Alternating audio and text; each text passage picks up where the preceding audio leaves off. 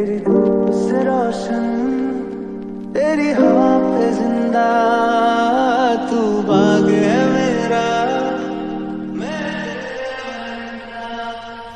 है अर्ज़ी दीवाने की, जहाँ भोर सुहानी देखी, एक रोज वही मेरी शाम हो, कभी याद करे जो जमाना माटी पे। So hey you what's up guys. So guys, आज की इस वीडियो में हम लोग पढ़ने वाले हैं बेसिक मैथ्स को। आज हम लोग यहाँ पर स्टार्ट करेंगे।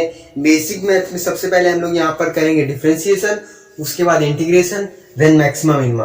तो ये बेसिकली हमारे पास तीन मोस्ट इंपॉर्टेंट टॉपिक है। उसके बाद हम लोग ग्राफ करेंगे और थोड़ा सा ट्रिग्नोमेट्री के बारे में बेसिक पढ़ेंगे।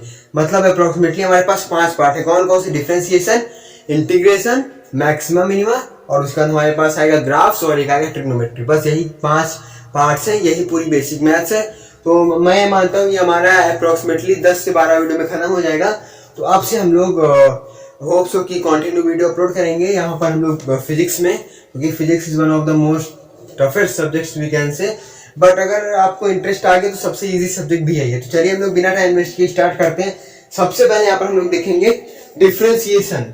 ये बेसिक मैथ्स है तो हम लोग यहाँ पर उसका डिफरेंशिएशन वाला पार्ट करने वाले हैं। तो देखो सबसे पहले यहाँ पर हम लोग इस सबको हटा देते हैं और देखते हैं डिफरेंशिएशन होता क्या है। देखो डिफरेंशिएशन की अगर हम लोग बात करते हैं, मान लो हमारे पास लिखा हुआ है x equals to F of T. अब आपको ये क्या लिखा आपने पढ़ा होगा, और जो फंक्शन चैप्टर आपने मैथ पढ़ा होगा, मैथ का दूसरा चैप्टर है सेट्स के बाद रिलेशन एंड फंक्शन। इस यहाँ पर मेरा जो कहने का मतलब ये x equals to F T. F T का मतलब यहाँ पर कहना है x क्या होता है हमारे पास, x को हम लोग बोलते हैं, क्या बोलते हैं? देखो ये अगर मैं आपको यहाँ पर बताऊंगा x को हम लोग क्या बोलते हैं, वो तो आसान चीज है। लेकिन देखो एक होता है डिस्टेंस, एक होता है डिस्प्लेसमेंट। डिस्प्लेसमेंट को हम लोग s से डिनोट करते हैं और डिस्टेंस को x से। तो ये हमारा क्या होता है, हमारा डिस्टेंस है। ओके, और ये हमारे पास f ऑफ t क्या है, मतलब कि जो हमारे पास डिस्टेंस है वो टाइम का फंक्शन है। ये क्या है, ये हमारे पास टाइम है, मतलब कि जो डिस्टेंस है वो टाइम का फंक्शन है। इतनी सी बात आपको समझ आई कि x equals to F T. इतनी बात आपको समझ में आई?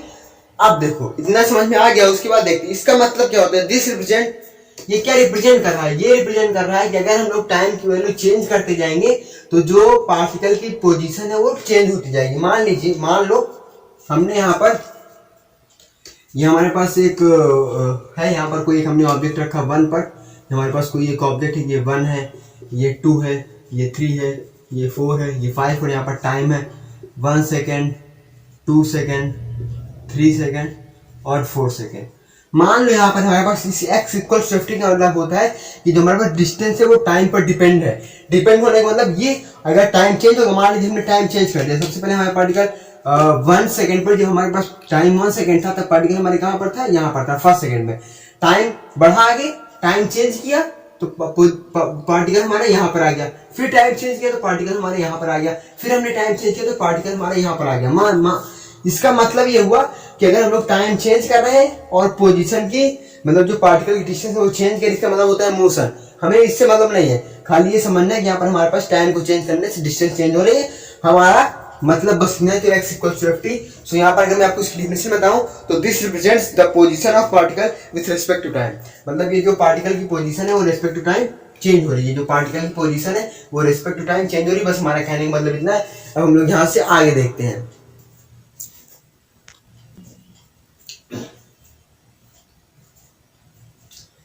अब गाइस यहाँ पर हमारे पास यहीं से एक कंसेप्ट आता है।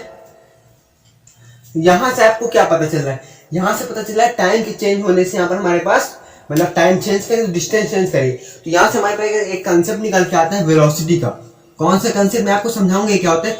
बेसिकली जो वेलोसिटी है और जो डिस्टेंस है, जो डिस्प्लेसमेंट है, इसको हम लोग काइनेमेटिक्स में डिटेल में पढ़ेंगे, फुल डिटेल में। तो वो डिटेल मैं आपको बाद में दूंगा। पर यहाँ पर जो वेलोसिटी की, जो इस चैप्टर में जितना काम है वेलोसिटी का, वो देख लेते हैं। वेलोसिटी क्या होता है?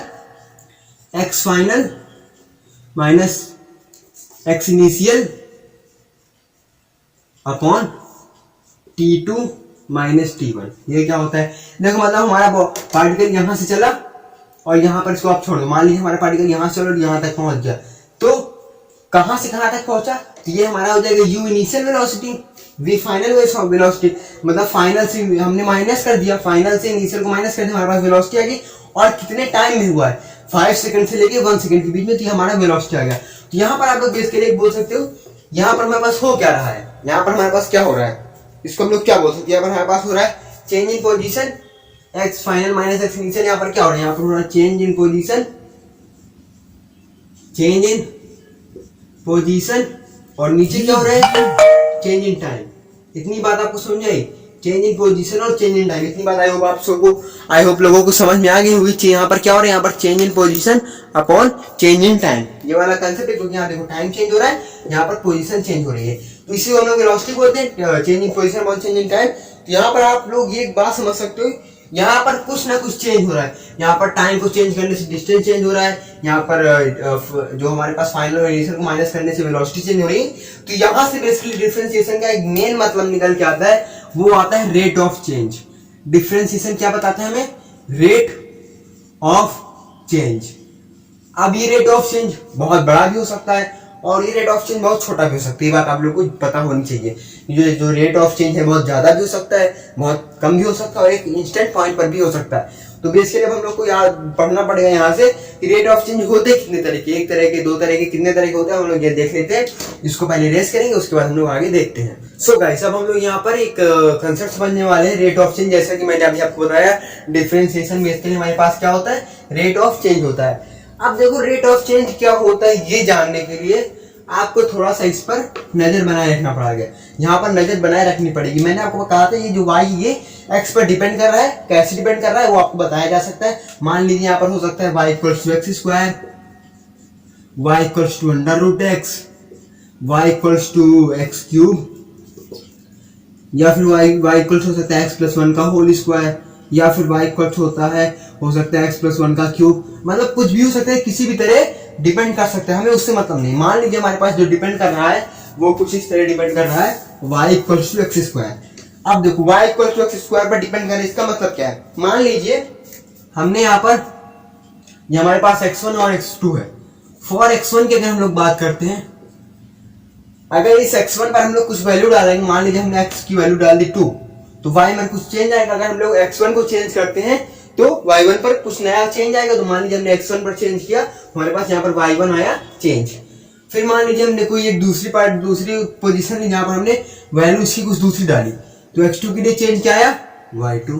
इतनी बात आप सुने, मतलब हम लोग यहाँ पर वैल्यू चेंज करते जाएंगे, चेंज आता जाएगा। हाँ, मतलब हमने टाइम की वैल्यू चेंज की तो पोजीशन भी चेंज करेगी, या फिर अगर हम लोग बेसिकली टाइम की चेंज करेंगे तभी हमारे पास पोजीशन भी चेंज होने वाली है। यहाँ पर मान लीजिए हमारे पास डिस्टेंस था, हमने डिस्टेंस को चेंज कर दिया तो यहाँ पर कुछ चेंज आने वाला है, ये बात आपको पता है। देखो अब यहाँ से हम लोग क्या करने वाले हैं, अगर हम लोग यहाँ से लोग एक बात कंक्लूड कर सकते हैं, चेंज इन x, अगर हम लोग x में चेंज कर रहे हैं, इस चेंज इन x, तो there must will be change in y। मतलब हमने x पर कुछ भी छेड़खानी की तो ये तो पक्का है कि y पर छेड़खानी होगी। अगर नहीं हो रही है समझिए आपका ऑब्जेक्ट रेस्ट पर है, अगर हो रही है तो समझो मोशन में कुछ ना कुछ छेड़खानी होगी। हमने x वैल्यू 2 डाली, यहाँ पर क्या आएगा, हमने x वैल्यू 2 डाली तो y वैल्यू 4 आएगी, हमने 3 डाली तो 9 आएगी, 2.1 डाला तो कुछ और आएगा। मतलब कुछ भी डालो यहाँ पर आप डिफर करके तो यहाँ कुछ और आने ही वाला है। यहाँ सबको समय चेंज इन x और देयर, अगर हम लोग x पर चेंज करते हैं तो y पर मस्ट चेंज होने, मतलब पक्का चेंज होगा। अब ये ग्राफ हमें क्या बता रहे हैं, मान लीजिए यहाँ पर हमारे पास y2 है, कहीं पर ये हमारे पास y1 है, ये हमारे पास x1 है, ये x2 है। अब देखो हमारे पास ये कोई एक मान लीजिए आप लोग कह सकते हैं एक तरह का स्लोप है, ये स्लोप है हमारे पास। अब देखो यहाँ से हमको कंक्लूड क्या करना है, हमें रेट ऑफ चेंज निकालना है। तो रेट ऑफ चेंज क्या है, देखो यहाँ पर हमारे पास ये एक ऑब्जेक्ट था, मतलब ये आप मान लीजिए कोई ग्राफ था, ये ऐसे। अब देखो यहाँ पर चेंज क्या हो रहा है, यहाँ पर हम लोग इस लाइन को स्ट्रेट में स्ट्रेच करेंगे तो यहाँ पर हमारे पास क्या कोई एंगल बनेगा, थीटा। ओके, यहाँ पर भी कोई एंगल बन रहा है, थीटा, सिंपल सी बात है। देखो चेंज क्या हो रहा है, ये क्या चीज, ये कुछ चेंज हो रहा है यहाँ पर। तो y2 माइनस y1, y2 में से ये पूरा हमारे पास क्या है, ये पूरा हमारे पास y2 है, ये हमारे पास पूरा y1 है। हमने y2 में से y1 निकाल दिया तो चेंज हमारे पास कुछ यहाँ पर ये आ रहा है, और यहाँ पर हमारे पास ये पूरा x2 है और ये पूरा हमारे पास क्या है, x1 है। अब हमने x2 में से x1 निकाल लिया तो हमें यहाँ पर ये कुछ चेंज आ रहा है, मतलब बेसिकली हमें चेंज क्या दिख रहा है, ये इतना हमारे पास चेंज आ रहा है और ये इतना, मतलब यहाँ से कुछ माइनस करने पर कुछ चेंज हमें दिख रहा है। अब यहाँ पर हम लोग का कुछ एंगल थीटा होगा, जहाँ से हम लोग ट्रिग्नोमेट्री लगाएंगे। मान लो हम लोग यहाँ पर कौन सी ट्रिग्नोमेट्री लगा देते हैं, यहाँ पर हम लोग कौन सी ट्रिग्नोमेट्री लगाएंगे, हमें क्या पता है, ये हमारे पास एंगल है, ओके यहाँ पर पास एंगल है, तो सबसे पहली बात हाइपोटेन्यूज ये होता है और ये एंगल के सामने वाला क्या हो जाएगा, परपेंडिकुलर, ये बेस। तो देखो यहाँ पर हम लोग फॉर्मूला लगाते हैं, यहाँ पर हम लोग कौन सा फॉर्मूला लगाए कि हमें हाइपोटेन्यूज मिल जाएगा, यहाँ से हम लोगों का tan थीटा का फॉर्मूला लगाते हैं तो परपेंडिकुलर अपॉन बेस आता, सिंपल सी बात है, tan थीटा का फॉर्मूला लगाते हैं तो परपेंडिकुलर अपॉन बेस आता, सिंपल सी बात है।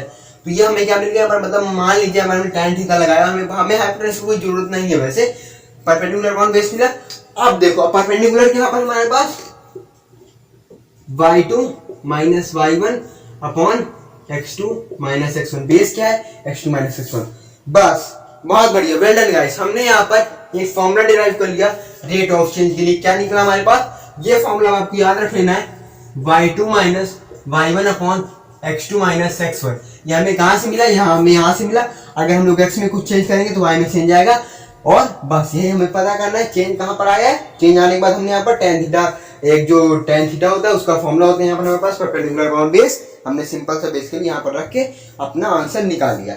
आई होप सो कि इतनी बात आप समझ गए। अब ये हमारे पास होता क्या है, ये हमारे पास क्या होता है, यही तो स्लोप होता है, स्लोप का फॉर्मूला तो यही होता है ना, आपने पढ़ा होगा क्लास 10th में एक चैप्टर था, वैसे मुझे अभी याद नहीं आ रहा है क्योंकि मैं भूल चुका हूँ, यही हमारा स्लोप का फॉर्मूला होता है।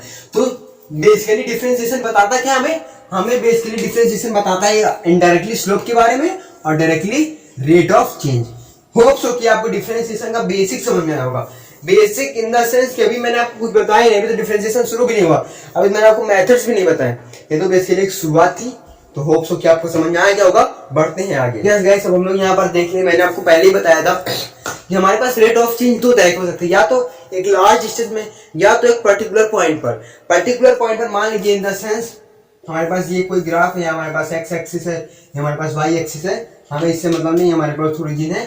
देखो मान लीजिए हमारे पास कोई एक स्लोप है, अब जो एवरेज रेट ऑफ चेंज होता है वो क्या होता है, वो हमारा कुछ मान लीजिए यहाँ से यहाँ डिस्टेंस का रेट ऑफ चेंज आ रहा है, ये हमारा एवरेज होता है। लेकिन अगर हम लोग बात करते हैं इंस्टेंटेनियस रेट ऑफ चेंज, ये तो एवरेज का मतलब बड़ी डिस्टेंस है, मान लीजिए हमारे पास यहाँ पर एवरेज है, यहाँ पर हम लोग x2 x1 यहाँ पर x2 हो जाएगा, यहाँ पर कुछ डिस्टेंस आएगी तो हम लोग x2 minus x1 upon t2 minus t1 से निकाल लेंगे, ये तो आसान होता है, एवरेज रेट ऑफ चेंज में तो कोई दिक्कत नहीं होती। लेकिन अब यहाँ पर हमारे पास कभी कभी क्या होता है, किसी एक पॉइंट पर चेंज पूछा जाता है, किसी एक पॉइंट पर, अब बताओ इस पॉइंट पर आपका क्या है, इस पॉइंट में आपका क्या चेंज आया है, तो उसको निकालने का एक अलग फॉर्मूला होता है, तो उसको हम लोग बात करेंगे। सबसे पहले आपको इंस्टेंट का मतलब अगर जानना है तो जब आप पर्टिकुलर टाइम पर आप गाड़ी चला रहे, मान लीजिए आपने अपाची भगा रखी है 90 की स्पीड पर और आपके तुरंत किसी ने फोन किया, आपको कहा आप किस स्पीड से चल रहे हो, तो उस टाइम पर जब किसी ने आपसे पूछा आप किस स्पीड से चल रहे हो, उस टाइम आप क्या करोगे, आप अपने ओडोमीटर या स्पीडोमीटर में देखोगे, वहां पर जो बताया जा रहा है उस टाइम पर आप बता दीजिएगा 91 90 89। तो वो जो इंस्टेंट, उस पर्टिकुलर इंस्टेंट पर जब आपके पापा ने आपके दोस्त ने पूछा आप किस स्पीड से चल रहे हो, तो पर्टिकुलर इंस्टेंट मतलब इतने छोटे टाइम के लिए वो स्पीडोमीटर बता देता है कि मैं 92 चल रहा हूँ, आगे जाके भले वो ज्यादा हो जाए कम हो जाए उससे मतलब नहीं, लेकिन वो पर्टिकुलर इंस्टेंट जो होता है उसी को हम लोग बोलते हैं इंस्टेंटेनियस। तो इंस्टेंटेनियस रेट ऑफ चेंज का फॉर्मूला होता है हमारे पास sorry guys, x2 minus x1, और एवरेज रेट ऑफ चेंज का आपको पता ही है y2 minus y1 upon t2 minus t1। I hope so कि आपको ये बात समझ आई होगी, या फिर t2 माइनस t1 नहीं होता है यहाँ पर हमारे पास t2 मतलब अगर टाइम है तो अगर, या फिर यहाँ पर अगर ये y टाइम है तो यहाँ पर हमारे पास हो जाएगा x2 माइनस x1, मतलब दो आपको कोई भी पॉइंट दे सकती है, या फिर यहाँ पर वेलोसिटी टाइम ग्राफ हो सकता है, या फिर वहाँ पर डिस्टेंस टाइम बहुत से डिस्प्लेसमेंट टाइम हो सकता है। बेसिकली हमें क्या करना है, यहाँ पर फॉर्मूला लगाना है y2 minus y1 equals to x2 minus x1। ये हमारे पास सिंपल सा होता है, डिफरेंशिएशन में दो तरह के रेट ऑफ चेंज होते हैं। ये पॉइंट है ना, इसी को हम लोग क्या बोलते हैं, मान लीजिए हमने इसी पॉइंट से एक लाइन पास कराई तो ये क्या हो जाएगा हमारे पास, ये टेंजेंट हो जाता है। ये हमारे पास क्या होता है, मतलब हमने किसी एक पर्टिकुलर पॉइंट से उसी से, मान लीजिए कोई सर्कल है उसमें कोई एक पॉइंट हमने उसी पॉइंट से टच कर दी लाइन एक ही पॉइंट से, तो हमारे पास क्या हो जाता है, हमारा टेंजेंट हो जाता है। तो इंस्टेंटेनियस रेट ऑफ चेंज इसका टेंजेंट बताता है और एवरेज रेट ऑफ चेंज हमारे क्या बताता है, स्लोप बताता है। आई होप सो कि आपको ये बात समझ आई होगी। और जो हमारे पास इसको रिप्रेजेंट कैसे करते हैं, तो इंस्टेंट रेट ऑफ चेंज को रिप्रेजेंट करते हैं dy बाई dx से। इंस्टेंटेनियस रेट ऑफ चेंज किससे रिप्रेजेंट करते हैं dy by dx, dy by dx, dy by dx किससे करते हैं dy बाई dx से। ओके, याद कर लो आप लोग भी। तो यहाँ पर आप लोग को मैंने बता दिया कि हमारे पास इंस्टेंटेनियस रेट ऑफ चेंज का रिप्रेजेंटेशन होता है dy बाई dx और एवरेज रेट ऑफ चेंज का होता है डेल्टा डी। ओके, तो ये हमारे पास डेल्टा डी क्या बताता है, डेल्टा डी बताता है यहाँ पर हमारे पास कोई एक बिग चेंज हुआ है, क्या मतलब बड़ा सा चेंज हुआ है जिसको हम लोग इजीली देख के नाप सकते हैं। मतलब बिग चेंज अगर आपके पास कोई बड़ा डिफरेंस है तो आप लोग निकाल सकते हो, लेकिन ये जो स्मॉल डिफरेंस है इसके लिए हमको फॉर्मूला लगाना पड़ता है, वो अभी हम लोग इसके बाद जस्ट सीखने वाले हैं। तो ये क्या होता है dy बाई dx, ये होता है स्मॉल वेरी स्मॉल चेंज। मतलब एक पर्टिकुलर स्टेट पर चेंज निकालना बहुत मुश्किल होता है, इसीलिए हम लोग ये डिफरेंशिएशन पढ़ रहे हैं। बिग चेंज को तो कोई भी निकाले, तो हमको इसको निकालने के लिए बहुत सारा मेहनत करना पड़ेगा। अब देखो, अब आप लोगों को बेसिक समझ में आ गया होगा, मैंने बहुत ही मेहनत से समझाया और होप्स कि इजी लैंग्वेज में समझाया तो आपको आ गया होगा। अब हम लोग इसके कुछ रूल्स पढ़ेंगे, बिना रूल्स पढ़े तो कुछ होने वाला नहीं। और अगर आपने रूल्स पढ़े और मैं आपको आज कुछ क्वेश्चन दूंगा, आप उसकी पीडीएफ नीचे मिल जाएगी। उस क्वेश्चन को मतलब जेई की बुक्स में आपको क्वेश्चन दूंगा आपको प्रैक्टिस करने के लिए, आप उससे प्रैक्टिस करना। जो ना आए तो ठीक, आ जाए तो ठीक, अगर आ जाए तो ठीक है, ना आए तो आप कमेंट करके बता देना, मैं अगले वीडियो में उसको समझा सकता हूँ। ओके, चलो आगे देखते हैं। सो गाइस, आज की वीडियो के लिए बस इतना है, क्योंकि हम लोग अगर हमारा वीडियो ऑलरेडी 15 मिनट का हो चुका है तो इतना लंबा वीडियो से कोई देखता नहीं है। बट अगर आप लोग देखना, अगर आपको अच्छा लगे तो कमेंट करके बताना। अगला वीडियो हम लोग बहुत जल्द लेकर आएंगे और अगले वीडियो में हम लोग बेसिकली रूल्स पढ़ना और हमारा मतलब एक आधे घंटे की वीडियो में पूरा चैप्टर ये खत्म हो जाएगा। मतलब एक पर्टिकुलर टॉपिक के लिए 2 वीडियो चाहिए, डिफरेंशिएशन के लिए 2, इंटीग्रेशन के लिए 2 और मैक्सिमम मिनिमा के लिए 2, और उसके बाद ग्राफ एक में हो जाएगा, टेंजेंटिंग हो जाएगा। तो बस यही आज के वीडियो के लिए बस इतना ही। तब तक के लिए ओके बाय, मिलते हैं किसी नेक्स्ट धमाकेदार वीडियो में। तब तक के लिए सब्सक्राइब कर लो।